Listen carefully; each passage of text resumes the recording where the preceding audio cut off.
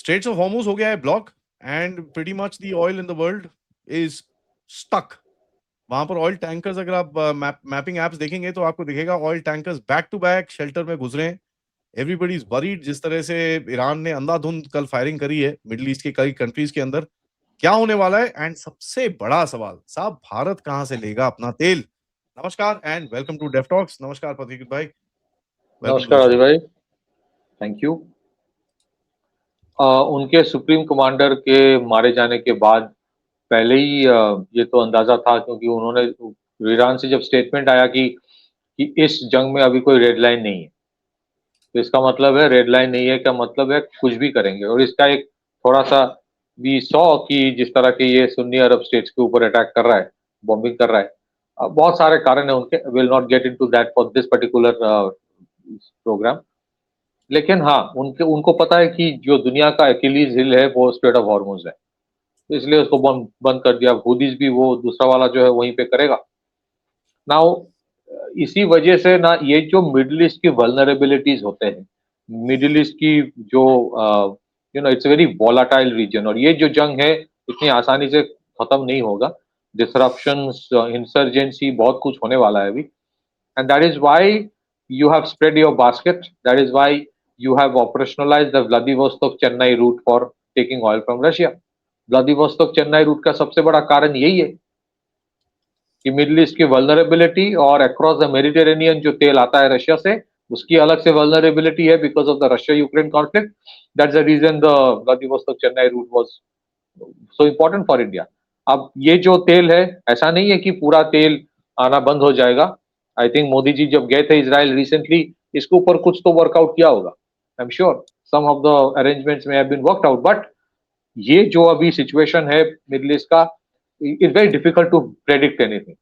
कोई प्रेडिक्शन करना मुश्किल है कि Iran will spare this particular ship और दैट पर्टिकुलर शिप। अभी जितने सारे जो दूसरे देशों के ऊपर ईरान अटैक कर रहा है, क्यों कर रहा है? क्योंकि they have all allowed their air space to be used by the Israelis and American.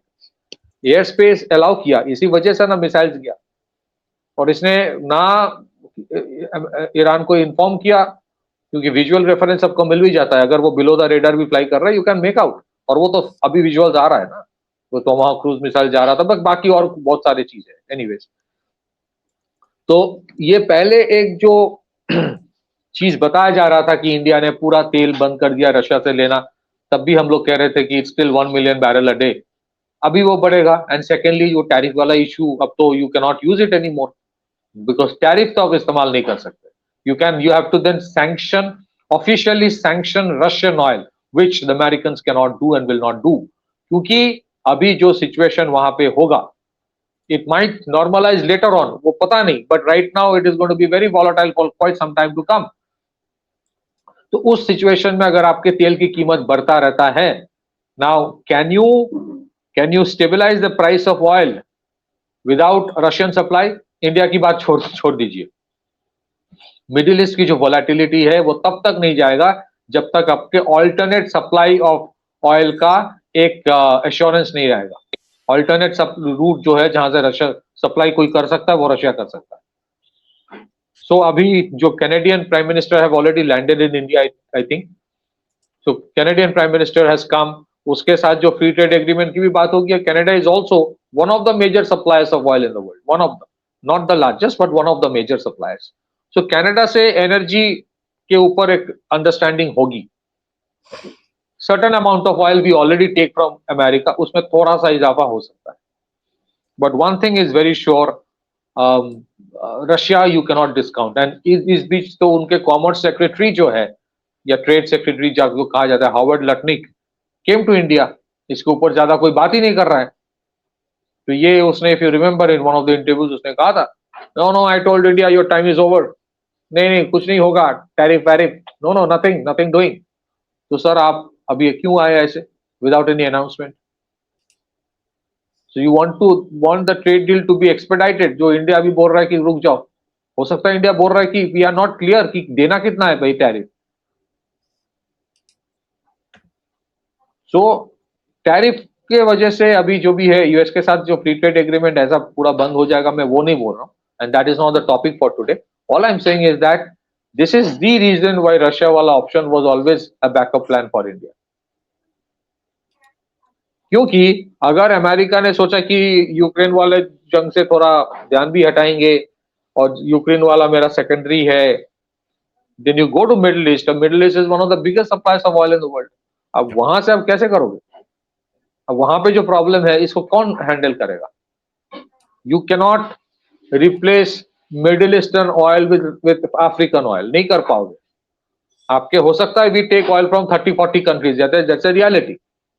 But you cannot replace the Middle Eastern oil from with Russian with Nigerian oil. नहीं कर पाओगे ना, वो पॉसिबल नहीं है. उसके लिए अलग से टैंकर्स चाहिए, अलग से पूरा एक अलग सप्लाई चेन, इंश्योरेंस हो सकता है certain amount we take. I am not discounting that.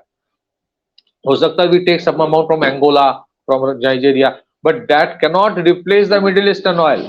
The only country right now, not even America, America से आने का लॉजिस्टिकल चैलेंजेस, प्राइसिंग इश्यूज बहुत सारे हैं, and over and above Venezuela oil जो है वो हेवी क्रूड होता है. There is a certain amount number of refineries only जो उसको रिफाइन कर पाता है. Not all kinds of refineries can refine it. जी, That is there, brother, and this is very important because at the end of it, when we see अभी जो जनवरी के फरवरी के फिगर्स आए हैं, there's about a 12% increase in comparison to January. So I think we've already started planning for it. जी, absolutely वो चीज है. I think this has been conveyed to the Americans as well. Modi ji का ये जो विजिट है बहुत कारणों से है.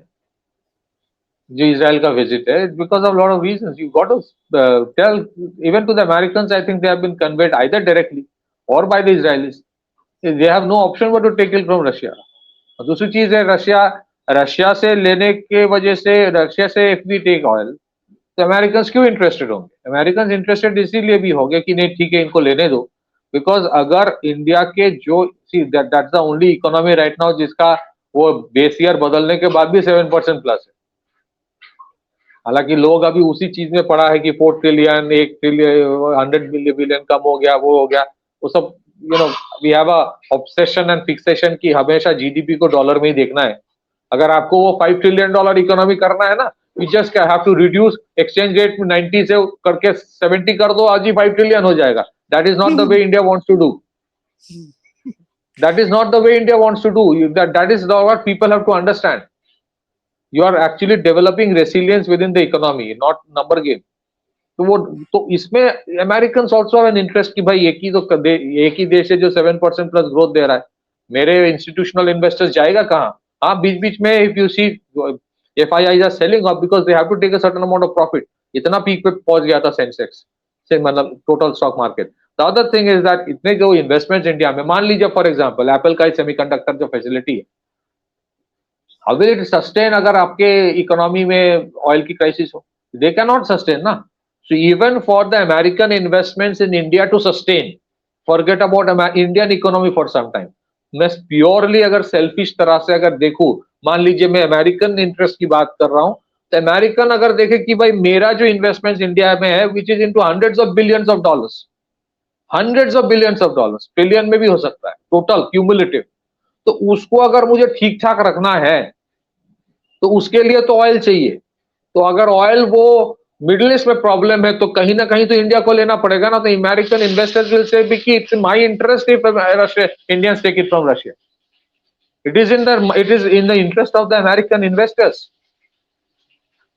क्योंकि अभी अगर वो तेल लेता है, it is not to help the Russian economy और fighting the war in Ukraine. वो तो सेकेंडरी है. जेलेंस्की है अभी या क्या, मतलब वो है या पता नहीं, मुझे तो उसके बारे में कोई बात ही नहीं करता. नहीं, चलो है ठीक है, हो सकता है वो कल हॉलीवुड बॉलीवुड को कोई मूवी में भी एक्टिंग के लिए आ सकता है. तो as it is a backup plan comedian वैसे ही है. बट अदरवाइज की मिडिल ईस्ट का प्रॉब्लम है बस, you have no option. So that's why consistently MEA की तरफ से ये बोला गया, we take oil depending upon our requirements. It is in the best interest. आप ऑप्शन नहीं, अमेरिका कौन सा ऑप्शन देगा बताओ? अभी जो भी तेल इंडिया ले रहा है ना, वो भी हेवीली डिस्काउंटेड प्राइस से ही ले रहा है. Heavily discounted price of crude is going to go up, that is for sure. Not because of the supply issue, not because of the production issue, but because of the supply chain issue. अब price of crude अगर बढ़ता है और Russia अगर बोलता है कि मैं तुम्हें ना $55 में ही दूंगा, $50 में दूंगा, इंडिया क्यों ना ले? Under which UN sanction Russia के तेल अब मना कर सकता, और अमेरिका ने खुद ने सैंक्शन नहीं लगाया on Russian oil. They have put sanction on 2 particular companies. So I think that thing is given. India के जो oil वाला issue है, it is pretty clear they'll take more Russian oil. And ये अगर America, Israel जो Iran के ऊपर अभी अटैक कर रहा है, ये सबको पता था. मतलब at the highest level everybody knew for 1 or 2 months. सबको पता था. तो वो बैकअप प्लान नहीं रखेगा. बैकअप प्लान रखा है, वो कभी बोला ही नहीं. वो तो उसमें तो इन लोगों ने एक यूनिलैटरल फैक्ट शीट निकाल के बोला इंडिया कमिट्स, फिर धीरे से अब राहुल गांधी ने चिल्ला विल्ला लिया, वो किसी ने सबको जो चिल्लाना था चिल्ला लिया, फिर उसके बाद अमेरिका ने उसमें थोड़ा सा करेक्शन मिस्टेक था वो रेक्टिफाई कर दिया. इंडिया कमिट्स नहीं, India intends to reduce progressively, वो सब करके हो गया. बस पॉलिटिक्स जहां पे करना था उनको कर लिया. But anyways the issue is very simple, you will take oil from Russia, कोई नहीं रोक. Back to you. वो है, but you know the main thing is I think diversification is the key. And जिस तरह से हमने डाइवर्सिफाई करा है, where I see you know quite a game, because अगर आप देख रहे हो जिस तरह से you buying gonna be buying oil from south America, you're going to be buying oil from Canada, you're going to be buying oil from Africa, you're going to also be buying oil from what do you call Russia. आप increase करोगे तो I think plus 74 days का आपके पास अभी backup तो है. So this is going to be a crisis, but ऐसा crisis नहीं है कि आपकी हालत एकदम खराब हो जाएगी, because I think आपने इसकी कुछ प्लानिंग तो करी होगी. Secondly, मेरा एक मेजर पॉइंट है कि रिफाइनिंग कैपेसिटी, यू नो अगर आप देखोगे मिडिल ईस्ट की अगर रिफाइनिंग कैपेसिटी को अगर आप बाहर निकालते हो, I think we stand to gain quite a bit if we play our cards right. क्योंकि हमारे पास जो 5-6 बिलियन बैरल्स की डेली की रिफाइनिंग कैपेसिटी है, अगर उसको हम प्रॉपर्ली चैनल करेंगे तो it will be actually a big huge what you call affair for us. अगर आप देखें the trajectory of Iranian attacks on Arab states right now, they will target next possibly their refining capacity. अगर वो होता है, which is again and not necessarily हर एक attack Iran directly करेगा. खुदी ने फ्रॉम 2017 ऑनवर्ड्स, 2017-18 ऑनवर्ड्स, खुदी ने बार बार जो अब का एक रिफाइनरी है सऊदी अरब का, उसको अटैक किया है. नाउ दैट इशू इवेंचुअली, अगर रिफाइनिंग क्रूड ऑयल का जो एक क्रूड ऑयल जो लोग प्रोड्यूस करता है ना, हर एक के पास रिफाइनिंग कैपेसिटी नहीं है.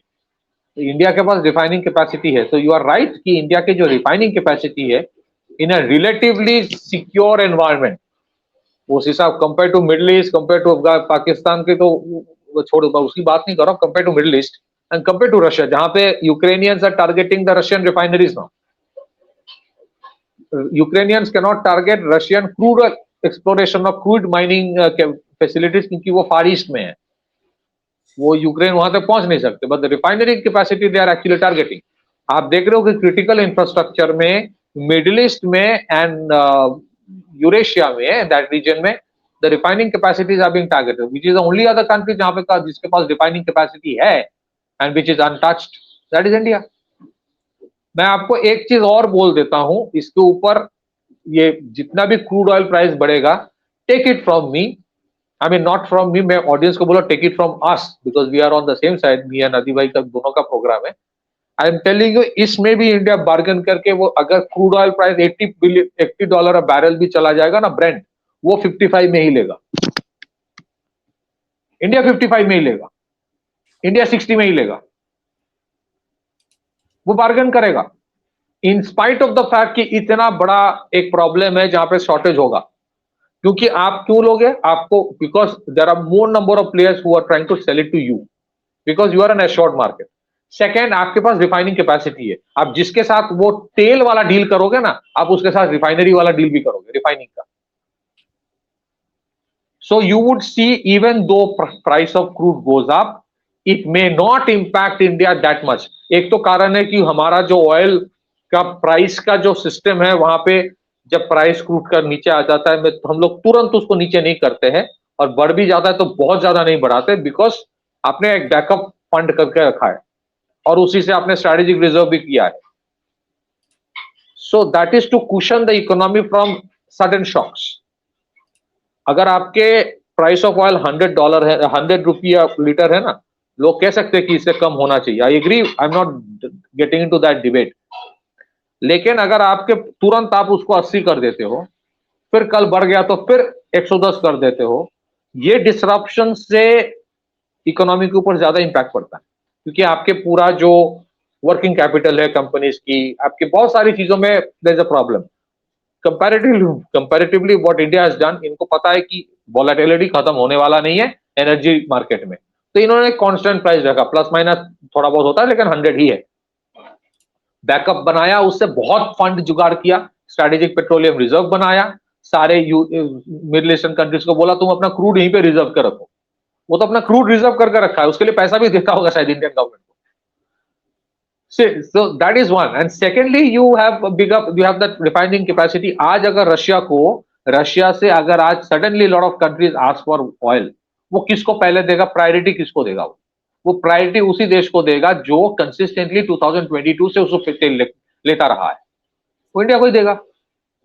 Y? Number one, the tanker facilities जो अलग से इन लोगों ने बना लिया। Number two, insurance of the tanker facilities जो अलग से इंडिया ने कंपनी बनाया है फॉर इंश्योरेंस, मेरीन इंश्योरेंस के लिए। थर्ड, इंडिया से वो टैंकर भी खरीद रहा है, बहुत बड़े तादाद में इंडिया से टैंकर खरीद रहा है। वो रूपी रूबेल का जो इनका डिपॉजिट है ना, they using it to buy tankers, क्योंकि western tankers can not any more carry Russian oil. Fourth जो चीज है आपकी refining capacity. So I think that whole thing is going to come back, which we have predicted and said for a long time कि भाई ये सब कहानी में मत जाओ कि इंडिया छोड़ दिया तेल लेना, इट इज अ प्रायोरिटी। अच्छा, let me also add one thing. आज अगर इंडिया बोले ना कि मैं ना रशियन तेल नहीं लूंगा, चलो ठीक है मैं मिडिल ईस्ट से लूंगा, तुम ही देना, अभी जो price of oil is going to go up. अगर इंडिया बॉयकॉट करता है रशियन ऑयल, सर पकड़ लेगा वेस्टर्न इन्वेस्टर्स, बोलेगा भाई तू वहीं से ले। इफ इंडिया मूव्स, अगर ब्रेंट क्रूड का प्राइस $80, $85, $90 होता है, और वो होगा, उस टाइम अगर इंडिया बोलता है कि I will resume my procurement from Russia and take it, resume नहीं मतलब वो तो चल ही रहा है, I will take it back to the previous level, price will come down globally. और अगर इंडिया बोलता है कि मैं रशियन ऑयल, वो ट्रंप जी ने कहा था आज से मैं तेल लेना बंद कर रहा हूं रशिया से, वो क्रूड ऑयल प्राइस जो $80 हो रहा है बिकॉज ऑफ ईरान, और $20 बढ़ जाएगा बिकॉज ऑफ इंडिया, क्योंकि उतना सप्लाई नहीं है। जितने टैंकर्स क्या करेगा, टैंकर्स को तो वहीं से आना है, there is no other route, there is no. आपने आप देखो ईरान ने क्या किया है, through Houthis and their own facilities and capacity, they control the 2 choke points of oil trade routes। 2 choke point ही वो कंट्रोल करता है। So I am very sure अगर right now इंडिया खुद भी ना लेता है, वैसे तो लेगा from Russia, the western countries especially US will have a back channel communication कि you start resuming taking oil from Russia to bring down the overall volatility in the oil market। This is going to happen। Otherwise जो price of oil अभी है, and given the situation with in Europe, given the challenges with in the American economy, Brent, हमें तो आदत है ना, हमें तो आदत है $80 बैरल, $90 बैरल में हम लोग कौन सा हर एक कोई 3 गाड़ी चलाता है, हम लोग नहीं चलाते हैं ना। हमारे लिए गाड़ी इज अ बैकअप, हमारे लिए पब्लिक ट्रांसपोर्ट है, नहीं तो साइकिल है यार।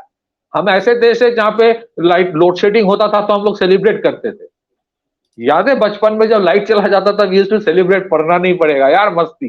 ना, if you look at that country, हमारे लिए प्रॉब्लम नहीं। So I think you will see lot of, and Howard Lutnick जो आया था वो सिर्फ ट्रेड डील के लिए नहीं आया था, there was a back channel communication. I am very sure कि भाई तुम लोग धीरे धीरे ग्रेजुअली वहां से लेना शुरू करो, प्राइस वोलेटिलिटी बढ़ने वाला। Back to you. Yeah, that's there. I don't put that out of the realm of possibilities, क्योंकि कहीं ना कहीं one is and let me just say this very clearly कि to the audience कि अभी it's not something which is immediately happened। ये थोड़ा time लगेगा, होते होते धीरे धीरे करके होगा। and you will see things changing धीरे धीरे करके. So there will be some volatility. ये तो नहीं है कि एकदम से ही आप एकदम वो सब कर लो. If you are able to do that, that is you know absolutely superb. But एक चीज मैं बता दूं, it will take some time. You will probably see this, and वैसे भी this whole thing which is taking place in the Middle East, this is not a long lasting issue. So at the end of it, the entire world gets affected. So everybody knows that. एक डेढ़ दो हफ्ते तक तो वैसे भी आप देखोगे people will kind of tolerate it. उसके बाद then people will start reacting to it कि ना यार बंद करो, अभी बहुत हो गया सारा. It's pretty hitting all of us pretty hard. So I think there is going to be wait and watch sort of a game. And ये जिस तरह से ये गेम निकलती है, बाहर निकलती है, और जिस तरह से उसके बाद what actually happens in the region currently, if somebody says कि भाई who won day one, nobody will come out and say it openly कि who won day one. ठीक है, because we don't know the whole picture, we don't know what's exactly happening. So currently it's going to be a hedging strategy जहां पर आप अपने आप को secure करोगे, and कहीं ना कहीं you will kind of figure out how to safeguard your interests. That's, I think, something that I would like to say. Anything else, Patikar bhai, before we end the show? Thank you so much. सबसे request है, video को like करिए, subscribe करिए, and share this with your friends and families. And of course, if you can, support the channel. You can use the QR code, PayPal, Super Sticker, Super Chats, or you can become members as well. We will be back with another update. मैं थोड़ी देर में आपके साथ बात करूंगा खुमैनी जो गया है उसका क्या होगा. And in the afternoon, I have a very, very interesting presentation which is connected to Afghanistan, Pakistan, Iran, and Israel. So we will combine this into a single sector, and we will analyze what the hell is happening. Namaskar.